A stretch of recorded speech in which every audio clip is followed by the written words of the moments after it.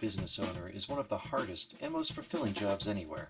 For over a decade, I have owned and operated a retail music store, the one job that uses just about everything I have ever learned.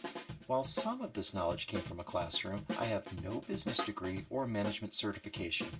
Over the years, I've developed philosophies and strategies that have allowed me to assemble and manage a team of more than 2 dozen people and grow my business into a regional powerhouse. There have been big wins and bad beats, but every day there is a new lesson. I'm Drew Holmes, and this is my playbook.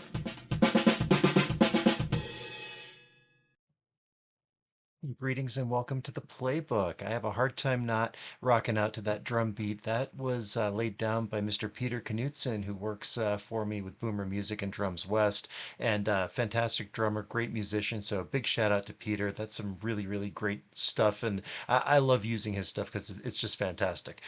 The topic I wanted to talk about this time is a very odd one, and it came to me. I was listening to the Cautionary Tales podcast by Tim Harford, and follow the QR code there to the episode that we're talking about. He did a three-part series on polar exploration, specifically the South Pole, talking about Roald Amundsen versus Robert Falcon Scott, and who got to the pole first and won that race.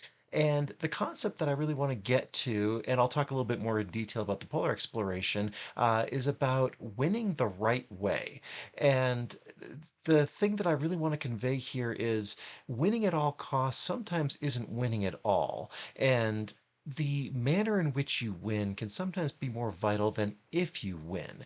And there are always rules to how you can win at something, whether it's business, whether it's a game, whether it's a race, anything like that. But you, as the one running that race or participating in that contest, aren't the one who's making those rules.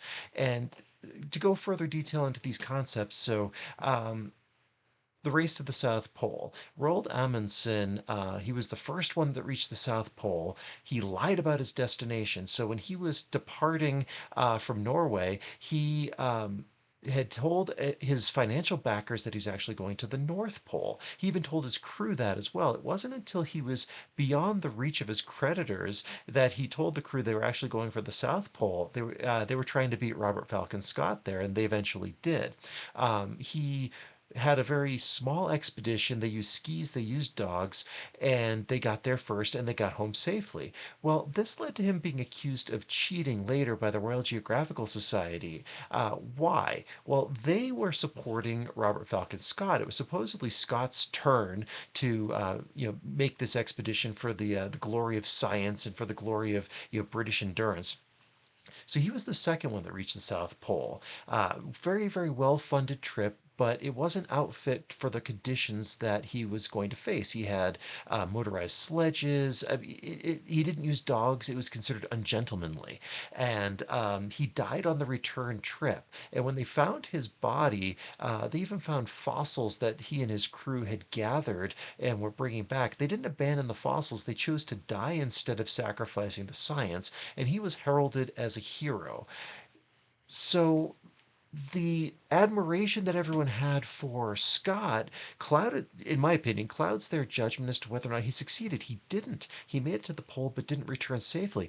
Amundsen did it, but he made it look too easy. If you look at their journals, and again, go back to Tim Harford's podcast, on the very same day that Amundsen's talking about doing these elaborate skiing moves and having the time of his life, Scott is succumbing to the drudgery of every day and these blizzards and really struggling, and it eventually took his life. Well, when the Royal Geographical Society invited Amundsen to speak, and rumor has it they basically accused him of cheating. They said, "Well, you didn't do it the right way. You used skis and dogs, and that's not what you do." I mean, he brought I think 57 dogs with him. Only 11 made it back. He ate some of the dogs himself and fed the other dogs to the other dogs. I mean, it was a win at all costs attitude, and what it cost him was his reputation. Well, I encountered a similar thing at the store. I had someone that we were using for repairs at our shop, and we ended up parting ways. And that store ended up becoming a competitor of mine on rentals and instruments and things like that. I made a conscious effort that I wanted to compete, but it had to be in a way that didn't appear improper, because the person in question I considered a friend and admired and really liked their work, but things just didn't work out for us to continue the business relationship as it was. It was very important to me that doing things the right way was not a win at all cost thing, because that's unseemly and that seems very impersonal. That seems very robotic, very corporate, if you will. And that's in the end, things have worked out well. When this shop ended up closing down due to the owner's retirement, I bought out a bunch of equipment. I hired employees from there.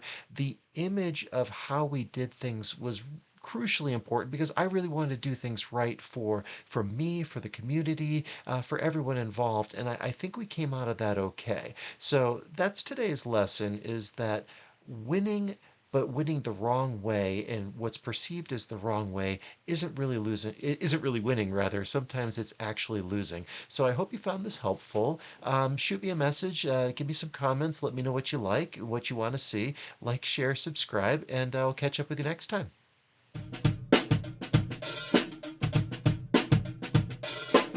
Thank you for watching my playbook. If you like what you see, please like, share, and subscribe. Don't forget to check out my other channels and content, for there is always a lesson to be learned.